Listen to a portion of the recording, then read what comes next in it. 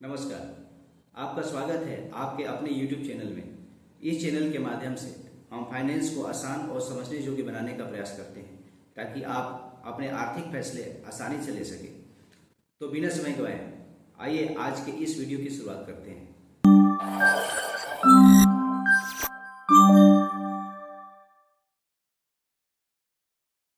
क्या आप भी अपनी कमाई का कुछ हिस्सा हर महीने बचाकर बैंक अकाउंट में रखते हैं और सोचते हैं कि आप अपने भविष्य को सुरक्षित कर रहे हैं?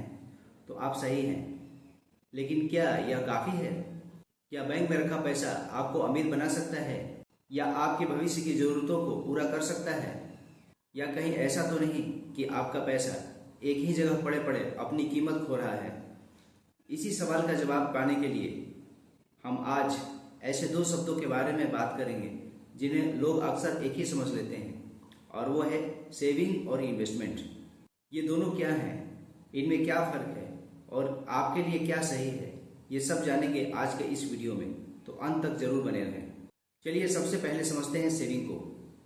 सेविंग का मतलब होता है अपनी कमाई का वो हिस्सा जो आप खर्च नहीं करते और भविष्य की ज़रूरतों के लिए सुरक्षित रखते हैं।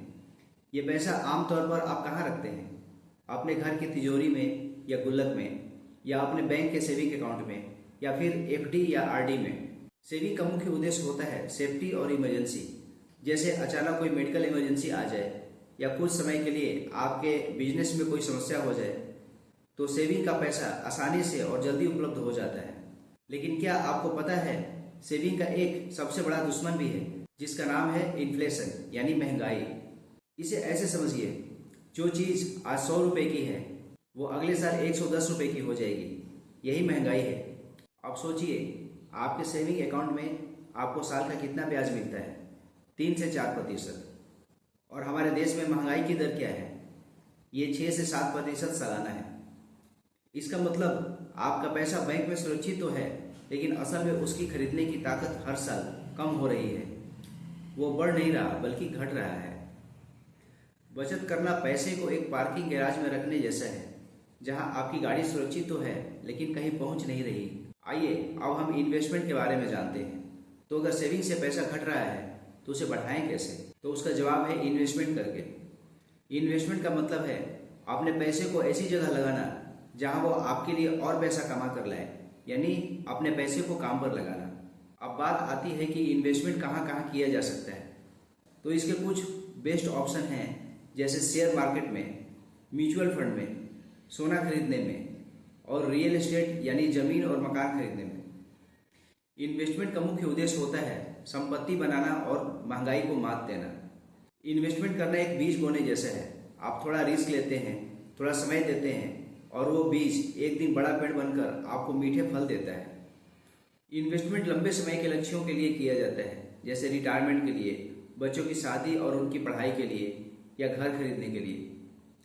लेकिन इन्वेस्टमेंट के साथ एक बहुत बड़ी चुनौती भी जुड़ी होती है, जिसको हम बोलते हैं रिस्क। बाजार ऊपर नीचे होता रहता है, इसलिए हो सकता है आपको उम्मीद से कम बेनिफिट मिले या कभी कभी नुकसान भी हो, परंतु ये नुकसान थोड़े समय के लिए होता है, लंबे समय के लिए नहीं।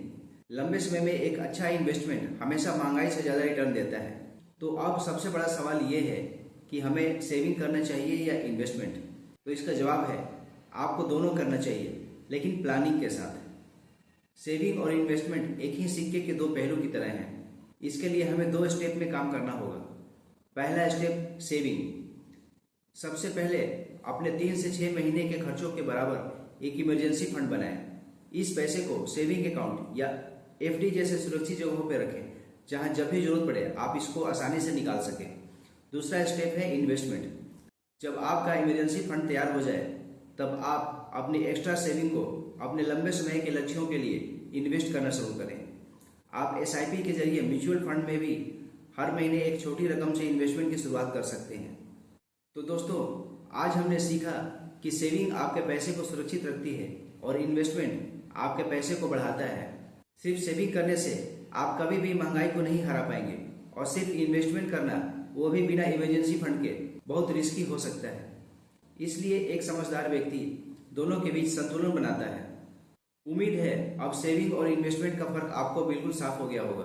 अगर हाँ, तो इस वीडियो को लाइक करें और इसे अपने उन सभी दोस्तों के साथ शेयर करें जो पैसे को केवल सेव करना ही सब कुछ समझते हैं और इन्वेस्टमेंट से दूर भागते हैं। आपका इन्वेस्टमेंट के बारे में कोई भी सवाल हो तो नीचे कमेंट में ज़रूर लिखें, हम उसका जवाब ज़रूर देंगे। और ऐसे ही फाइनेंस को आसान भाषा में समझने के लिए हमारे चैनल को सब्सक्राइब करना ना भूलें। तो अभी से ही अपने बेहतर भविष्य के लिए इन्वेस्टमेंट की शुरुआत करें। मिलते हैं अगले वीडियो में। धन्यवाद।